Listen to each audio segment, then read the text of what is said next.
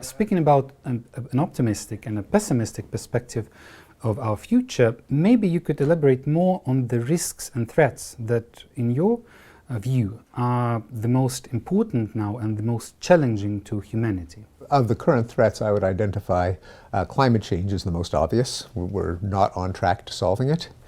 And there's every reason to believe that the consequences could be terrible. And the threat of nuclear war, not because I think it's particularly likely. I don't think it's likely, but on the other hand, it's not negligibly unlikely. It's a high enough probability that we should worry about it. As with climate change, the direction that we've moved in the last 5 years has not been positive. There's the scrapping of the Intermediate Range Nuclear Force Treaty. There's the threat of a new nuclear arms race. Whereas before that, there was progress. There's an 85% reduction in the size of the nuclear arsenal since the height of the Cold War. But there are reasons to be concerned now, and possible brinkmanship with North Korea, with Russia. So it's something to worry about. The nuclear war and climate change, the risk of disruptive technologies, especially artificial intelligence and biotechnology, which of course hold also enormous promises to humankind, but also some very serious threats, whether it's a complete social upheaval as a result of changing the job market very, very quickly, whether it's the rise of new digital dictatorships and totalitarian regimes worse than anything we've seen before in history. And maybe the biggest problem with all that is that for all three threats, whether you talk about nuclear war or climate change or the rise of disruptive technologies, to do something effective against the threat, you need global cooperation.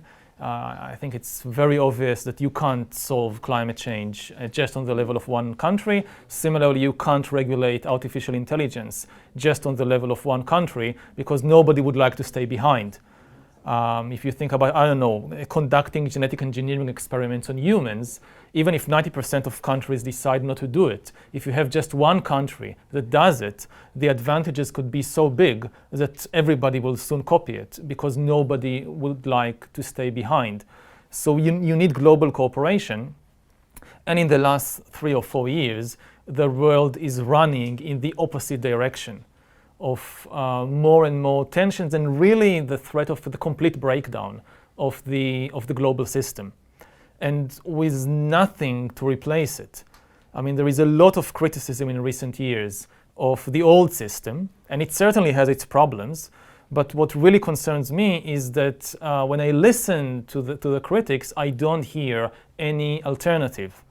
So you have a lot of populist and nationalist leaders and movements criticizing the current global order.